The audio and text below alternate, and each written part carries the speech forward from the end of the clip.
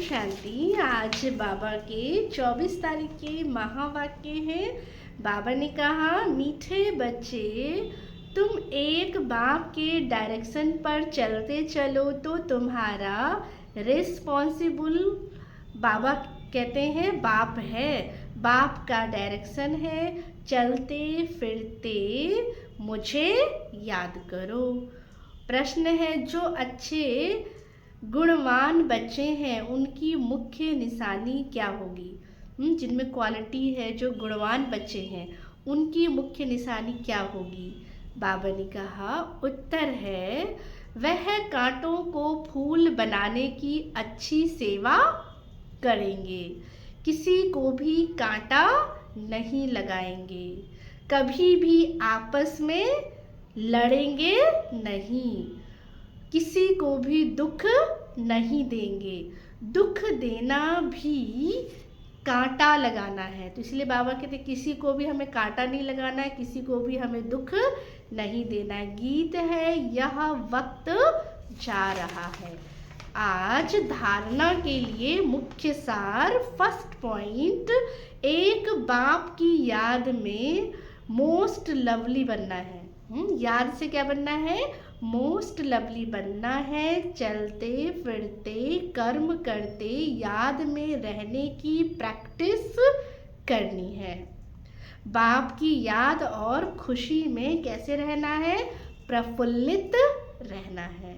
Second point, कदम कदम ईश्वरीय direction पर चल हर कार्य करना है। कोई भी कार्य करते हैं तो बाबा से अगर पूछ कर करेंगे तो बाबा उसका क्या हो जाएंगे? रिस्पॉन्सिबल। तो इसलिए अपनी मगरूरी माना, ब्रैकेट में देह अभिमान का नशा नहीं दिखाना है।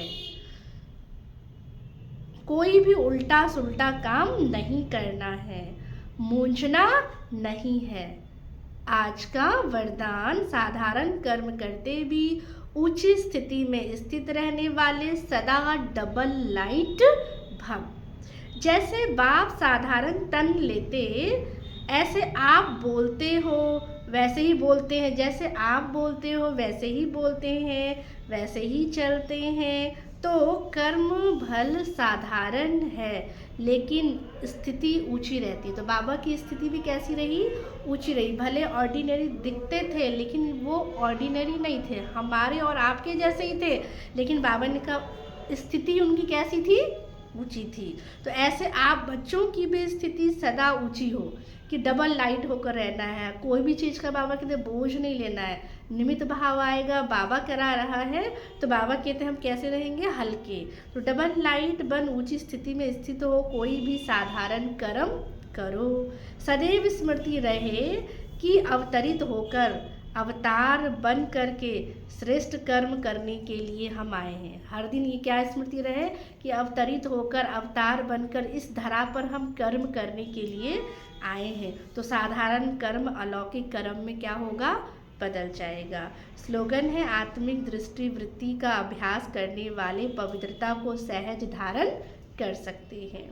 अपनी शक्तिशाली मनसा द्वारा सकाश देने की सेवा करो। जितना स्वयं को मनसा सेवा में बिजी रखेंगे उतना सहज माया जीत बन जाएंगे। सिर्फ स्वयं के प्रति भावुक नहीं बनो, लेकिन औरों को भी क्या करना है? शुभ भावना, शुभ कामना द्वारा परिवर्तित करने की सेवा करो।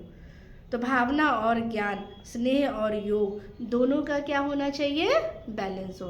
भावना भी हो तो स्नेह भी हो, है ना। बाबा कहते योग भी हो, ज्ञान भी हो, कल्याणकारी तो बने हो। अब बाबा कहते क्या बनना है हमें? विश्व, बेहद विश्व कल्याणकारी बनना है। अच्छा, ओम शांति।